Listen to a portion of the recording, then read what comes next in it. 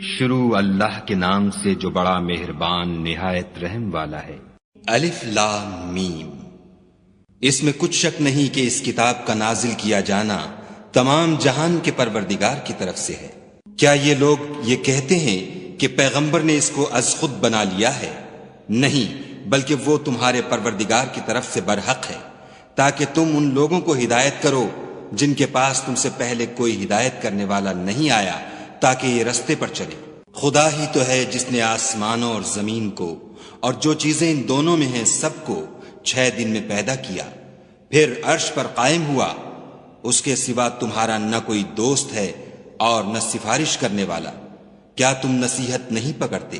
وہی آسمان سے زمین تک کے ہر کام کا انتظام کرتا ہے، پھر وہ ایک روز جس کی مقدار تمہارے شمار کے مطابق 1000 برس ہوگی، اس کی طرف صعود اور رجوع کرے گا۔ یہی تو پوشیدہ اور ظاہر کا جاننے والا اور غالب اور رحم والا خدا ہے، جس نے ہر چیز کو بہت اچھی طرح بنایا، یعنی اس کو پیدا کیا، اور انسان کی پیدائش کو مٹی سے شروع کیا، پھر اس کی نسل خلاصے سے یعنی حقیر پانی سے پیدا کی، پھر اس کو درست کیا، پھر اس میں اپنی طرف سے روح پھونکی، اور تمہارے کان اور آنکھیں اور دل بنائے، مگر تم بہت کم شکر کرتے ہو۔ اور کہنے لگے کہ جب ہم زمین میں ملیا میٹ ہو جائیں گے تو کیا از سر نو پیدا ہوں گے؟ حقیقت یہ ہے کہ یہ لوگ اپنے پروردگار کے سامنے جانے ہی کے قائل نہیں۔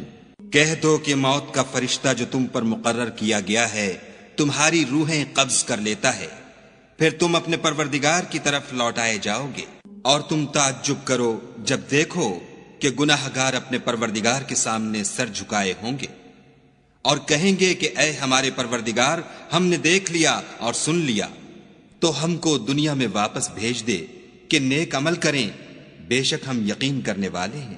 اور اگر ہم چاہتے تو ہر شخص کو ہدایت دے دیتے، لیکن میری طرف سے یہ بات قرار پا چکی ہے کہ میں دوزخ کو جنوں اور انسانوں سب سے بھر دوں گا۔ سو اب آگ کے مزے چکھو، اس لیے کہ تم نے اس دن کے آنے کو بھلا رکھا تھا۔ آج ہم بھی تمہیں بھلا دیں گے، اور جو کام تم کرتے تھے ان کی سزا میں ہمیشہ کے عذاب کے مزے چکھتے رہو۔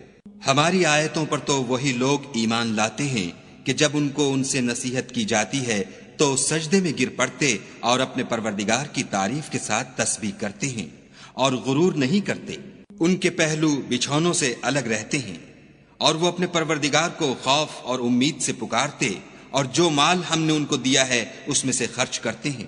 کوئی متنفس نہیں جانتا کہ ان کے لیے کیسی آنکھوں کی ٹھنڈک چھپا کر رکھی گئی ہے۔ یہ ان اعمال کا صلہ ہے جو وہ کرتے تھے۔ بھلا جو مومن ہو وہ اس شخص کی طرح ہو سکتا ہے جو نافرمان ہو؟ دونوں برابر نہیں ہو سکتے۔ جو لوگ ایمان لائے اور نیک عمل کرتے رہے ان کے رہنے کے لیے باغ ہیں، یہ مہمانی ان کاموں کی جزا ہے جو وہ کرتے تھے۔ اور جنہوں نے نافرمانی کی ان کے رہنے کے لیے دوزخ ہے، جب چاہیں گے کہ اس میں سے نکل جائیں تو اس میں لوٹا دیے جائیں گے، اور ان سے کہا جائے گا کہ جس دوزخ کے عذاب کو تم جھوٹ سمجھتے تھے اس کے مزے چکھو، اور ہم ان کو قیامت کے بڑے عذاب کے سوا عذاب دنیا کا بھی مزہ چکھائیں گے، شاید ہماری طرف لوٹائیں۔ اور اس شخص سے بڑھ کر ظالم کون جس کو اس کے پروردگار کی آیتوں سے نصیحت کی جائے تو وہ ان سے منہ پھیر لے۔ ہم گناہ گاروں سے ضرور بدلہ لینے والے ہیں۔ اور ہم نے موسیٰ کو کتاب دی تو تم ان کے ملنے سے شک میں نہ ہونا، اور ہم نے اس کتاب کو یا موسیٰ کو بنی اسرائیل کے لیے ذریعہ ہدایت بنایا، اور ان میں سے ہم نے پیشوا بنائے تھے جو ہمارے حکم سے ہدایت کیا کرتے تھے جب وہ صبر کرتے تھے اور وہ ہماری آیتوں پر یقین رکھتے تھے۔ بلا شبہ تمہارا پروردگار ان میں جن باتوں میں وہ اختلاف کرتے تھے قیامت کے روز فیصلہ کر دے گا۔ کیا ان کو اس امر سے ہدایت نہ ہوئی کہ ہم نے ان سے پہلے بہت سی امتوں کو جن کے مقامات سکونت میں یہ چلتے پھرتے ہیں ہلاک کر دیا؟